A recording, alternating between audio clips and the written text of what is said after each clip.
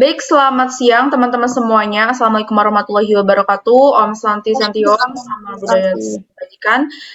Oke, jadi di siang hari ini Tiara Ngolabs ya, kita ngobrol lagi dan kolaborasi, yaitu sekarang dengan narasumber dari STIS ya, dan juga IPDN nanti nyusul.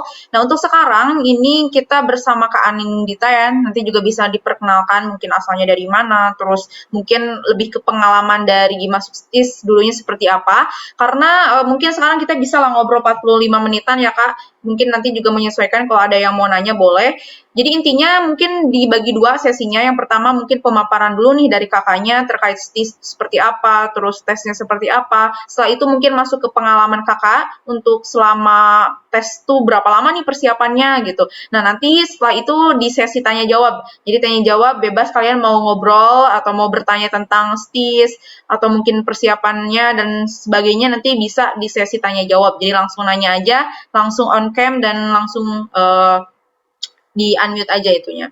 Nah, selain itu kalian juga boleh ya nanti pakai background yang sudah saya bagikan dan jangan lupa juga nanti di akhir acara ada giveaway. Jadi ada kamera dan juga beberapa buku-buku motivasi yang akan saya bagikan. Nah, nanti syaratnya kalian bisa mau tag di story kalian boleh. Nanti IG Kak Anindita mungkin bisa di tag dan juga Tiara Ngolab dan juga Kak Bimo ya. Nanti ditulis aja di ini ya Kak nama Instagramnya biar nanti di tag sama mereka.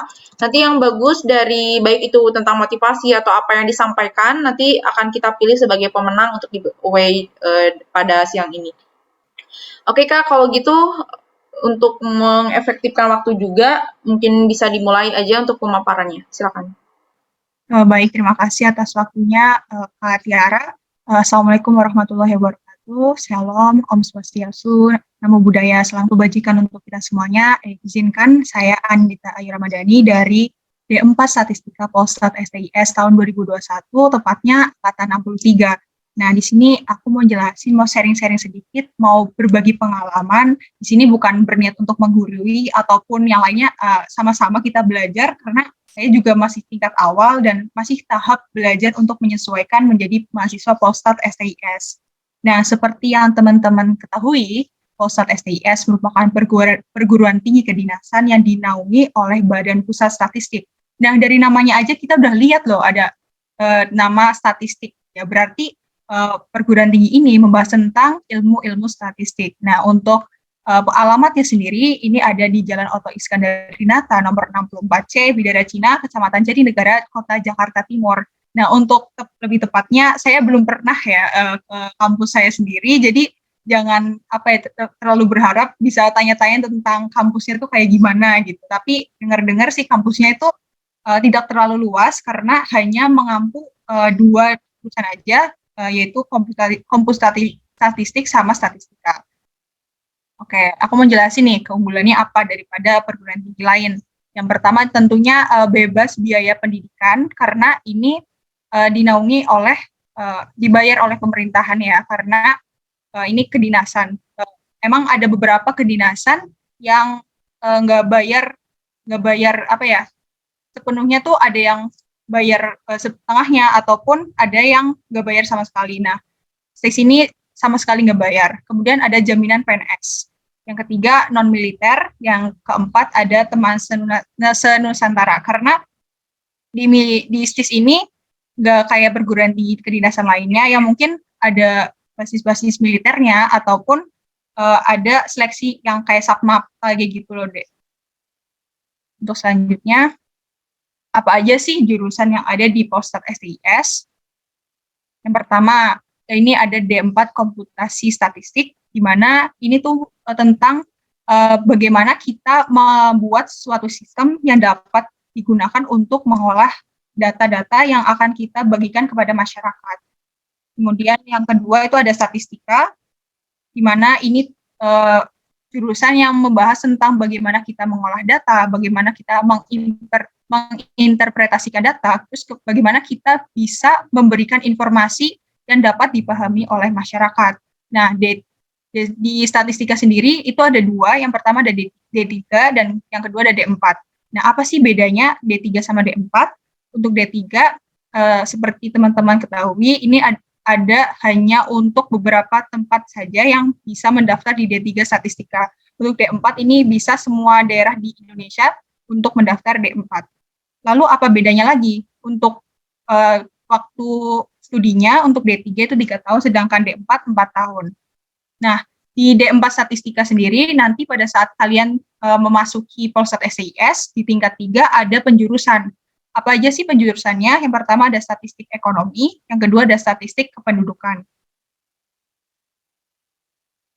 Untuk persyaratannya, yang paling harus diperhatikan ini ya, Dek, tidak buta warna, karena nantinya kalian akan melihat data-data yang tentunya antara data yang satu yang lainnya, itu tuh perbedaannya tuh menggunakan warna. Apabila adik-adik atau teman-teman sekalian misalkan memiliki masalah buta warna, maka itu akan kesulitan untuk membedakan warna-warna yang akan ditampilkan dalam suatu data yang akan dipresentasikan. Kemudian ini persyaratan umumnya bisa teman-teman lihat sendiri. Mungkin dari kalian udah searching-searching ataupun udah tahu ya. Nah, untuk persyaratan khususnya untuk D3 hanya untuk provinsi-provinsi tertentu. Kemudian jalur seleksinya itu ada 2, yang pertama ikatan dinas dan yang kedua tugas belajar. Nah, untuk teman-teman yang lulusan SMA atau SMK ataupun kuliah itu biasanya tuh ikatan dinas, sedangkan tugas belajar ini dikhususkan untuk PNS, TNI, Polri yang ditugaskan oleh instansi asalnya. Kemudian untuk tahapan tesnya, seperti adik-adik atau teman-teman ketahui, ada 3 tahapan. Yang pertama itu ada SKD, yang kedua ada matematika dan psikotes, yang ketiga ada kesehatan. Nah, tahap yang sekarang teman-teman lagi laksanakan itu kan tahap administrasi. Nah, itu juga perlu diperhatikan ya untuk syarat-syaratnya, misalkan untuk fotokopi raport dan juga nilai minimal yang harus ditempuh atau yang harus dicapai oleh teman-teman, misalkan untuk matematika minimal 80 dan untuk bahasa Inggris 80. Nah, itu harus diperhatikan.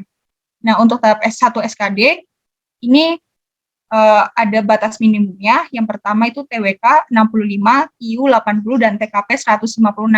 Nah, apabila pada saat selesai melaksanakan SKD, nanti tuh di monitor layar komputernya langsung dikasih tahu nilainya. Misalkan nilai teman-teman kurang dari ini, maka langsung tidak lolos. Misalkan nilai TWK-nya teman-teman dapat 64. Nah, itu langsung gugur, soalnya tidak mencapai batas minimum.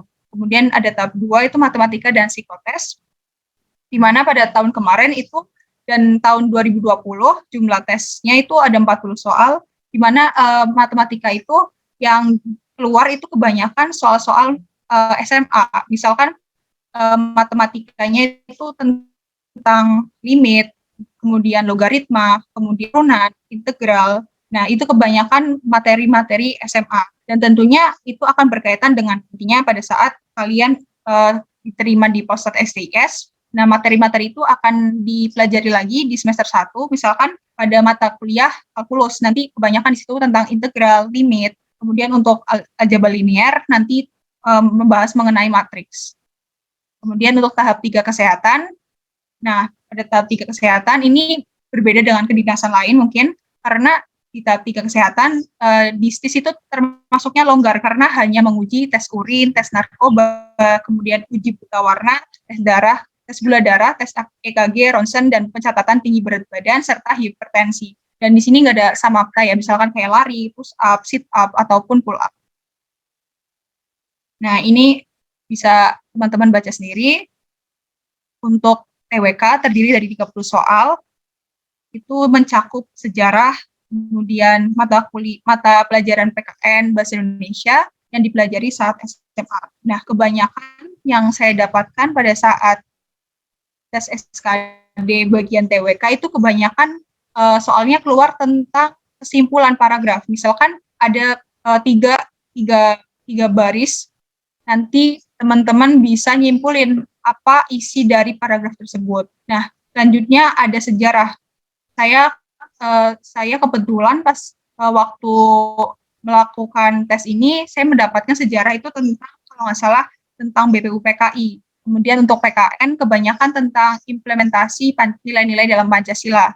Mungkin teman-teman udah terbiasa mengerjakan soal SKD. Nah, kebanyakan tryout yang diadakan oleh yang ada di Instagram misalkan, itu bisa buat latihan teman-teman buat melatih bagaimana manajemen waktu saat mengerjakan tes SKD. Kemudian ada subbab yang kedua itu ada tes intelijensi umum, terdiri dari 35 soal. Ini berisi tentang matematika dasar. Kebanyakan ini membahas tentang pola deret angka, pola gambar, perbandingan, dan aritmatika sederhana. Kemudian saya ingin share sedikit ya, pada saat aku mengerjakan TIU ini kebanyakan itu tentang posisi duduk. Kalau nggak salah teman-teman bisa searching aja tentang soal yang posisi duduk, kemudian perbandingan, misalkan perbandingan umur, terus perbandingan permisi, suara saya masih terdengar? Terdengar, silakan lanjut. Tapi putus-putus sih, Kak. Baik. Oh iya, jadi internetnya kurang stabil. Udah terdengar? Ya, udah jelas. Lanjut ya. Kemudian yang ketiga ada tes karakteristik pribadi. Nah, ini tuh kebanyakan mengenai bagaimana pandangan kita terhadap suatu masalah. Nah, tips saya pas lagi ngerjain TKP itu yang penting kalian yakin aja sama jawabannya. Terus bayangin aja kalian ada di posisi kalian menjadi seorang pegawai negeri sipil. Nah, bagaimana cara kalian untuk menyelesaikan suatu masalah biar masalah itu bisa diselesaikan secara efektif kemudian tepat. Nah, pada bagian TKP ini termasuknya poinnya banyak ya, karena ada 45 soal, kemudian nilai terbaik juga 5. Jadi kalau misalkan kalian bagus di TKP, itu membantu banget buat kalian rankingnya itu lebih tinggi, karena di TKP ini yang akan diperhatikan, misalkan nilai kalian sama dengan peserta lain. Nah, apabila nilainya sama, maka dilihat TKP-nya. Kalau misalkan TKP kalian lebih tinggi, maka perankingan kalian akan lebih tinggi dibandingkan peserta lain yang memiliki nilai yang sama. Kemudian tahap 2, matematika dan psikotes, di mana matematika seperti yang saya jelaskan sebelumnya, terdiri dari 40 soal, di mana kalau misalkan kalian benar, akan bernilai 4, kemudian kalau salah, min 1, dan tidak menjawab itu 0. Batas minimum skornya pada saat tahun saya itu 65, sedangkan 2020 itu kalau nggak salah 70. Nah, pada saat matematika ini, yang perlu diperhatikan adalah kalian harus yakin tentang jawaban kalian. Kalau misalkan kalian kurang yakin atau tidak percaya sama jawaban kalian, mending kalian lewatin terlebih dahulu untuk menyelesaikan soal yang lain. Takutnya kalian malah ngarang, malah dapat nilainya min 1, itu malah mengurangi poin kalian. Kemudian untuk psikotes, terdiri dari berbagai macam tes. Yang saya ingat itu ada sinonim, antonim, pola angka, dan gambar, kemudian warteg, dan kepribadian.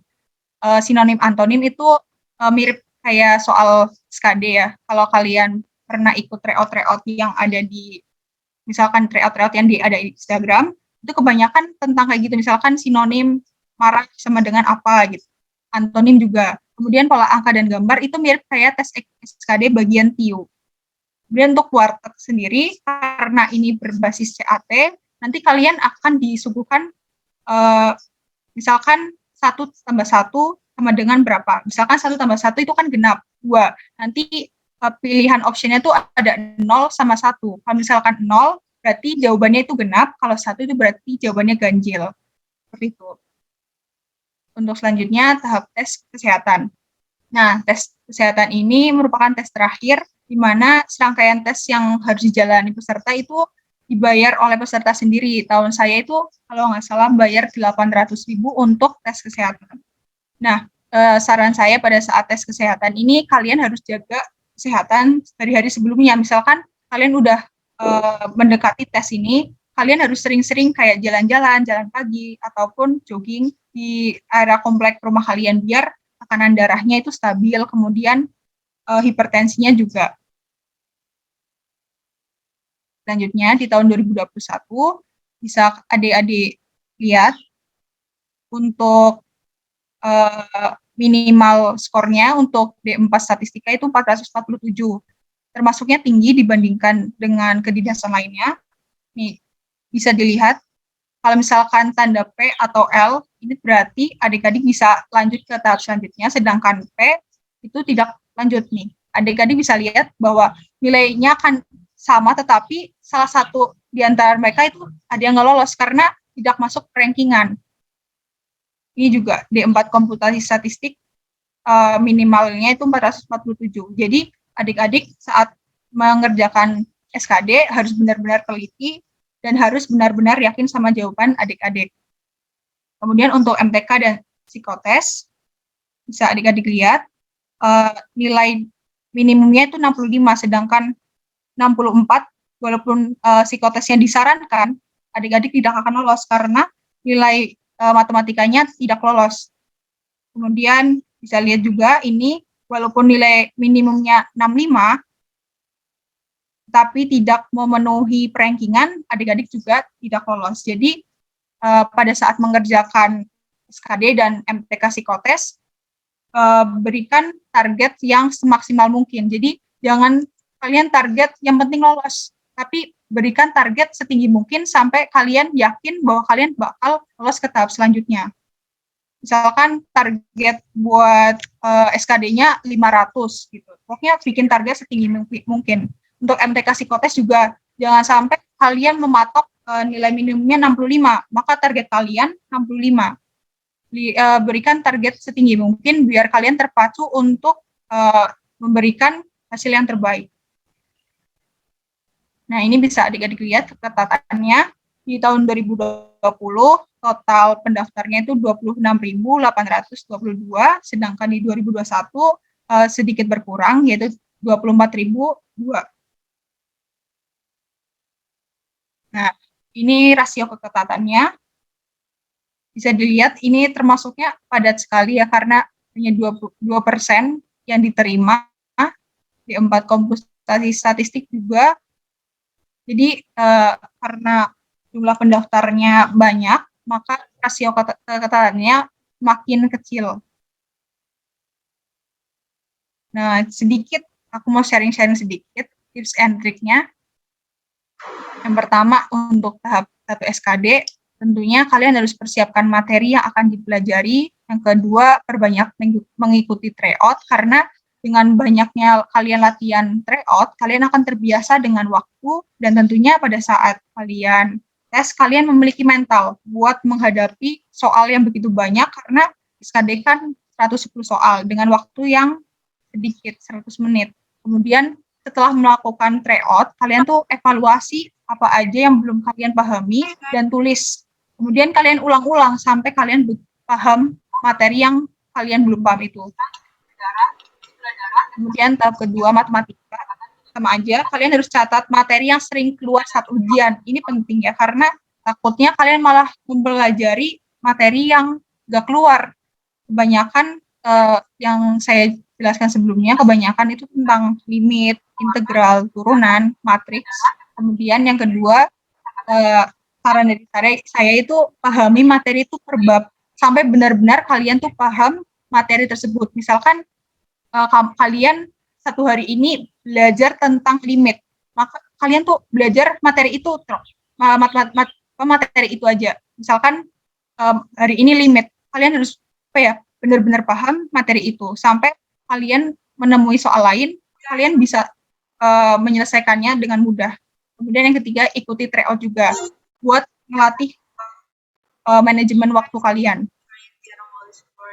Untuk psikotesnya, kuasai berbagai macam tes psikotes, karena kita nggak tahu nanti yang keluar di tes psikotes itu apa aja. Karena di tahunnya saya itu yang keluar itu benar-benar random. Karena waktu tahunnya saya itu ada soal tentang, di situ tuh dikasih peta. Nah, kalian bakal ngapalin denah peta itu selama 10 menit. Kemudian setelah 10 menit, kalian bakal dikasih soal tentang bagaimana letak posisi, misalkan ada rumah sakit. Nah, posisi rumah sakit itu berada di mana gitu. Kemudian yang kedua, perbanyak latihan soal. Usahakan setiap latihan menggunakan waktu, karena di psikotes sendiri itu nanti dikasih waktu 1 menit untuk mengerjakan soal yang begitu banyak. Semakin kalian banyak ngerjain soal, semakin bagus juga nilai kalian di psikotes. Kemudian yang ketiga, jaga kesehatan dan konsentrasi saat mengerjakan. Karena pada saat psikotes itu tuh waktunya begitu panjang, bisa sampai 3 jam. Nah, pada saat itu kalian harus menyelesaikan serangkaian tes yang begitu banyak dan tentunya butuh konsentrasi yang banyak. Terima kasih. Sekian yang bisa saya jelaskan. Mungkin dari adik-adik bisa mengajukan pertanyaan. Oke. Oke, Kak Anindita, terima kasih atas pemaparannya. Jadi udah komplit banget ya tadi udah bagaimana tuh tahapannya, terus yang diujikannya tuh apa aja ya soal-soalnya. Tapi kalau boleh tanya dari Kakak itu sendiri persiapan itu berapa tahun Kak atau berapa bulan nih untuk kok nyoba STIS gitu? Nyoba langsung lolos kah? Iya, izin jawab ya. Jadi tuh pertamanya aku pengennya tuh masuk STAN.